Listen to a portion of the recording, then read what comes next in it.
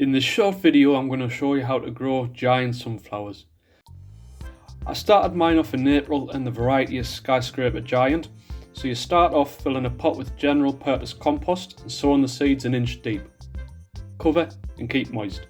After around 5 weeks you can then plant them outside. Dig a deep hole and fill it with well-rotted manure or compost because these are heavy feeders. Then pop the sunflower in, making sure the baby leaves are just under the soil. Add some more compost to act as a mulch and slow release fertiliser. Add a collar or tube to help protect it whilst it's still small. This will also help to channel the water in and around the roots and avoid wastage. Water 3 or 4 times a week and also give it 1 feed of liquid seaweed. Once it's grown and getting bigger, you can tie it to a bamboo cane to help support it. After about a month of it being in the ground, start watering outside of the collar as this can lead to stem rot.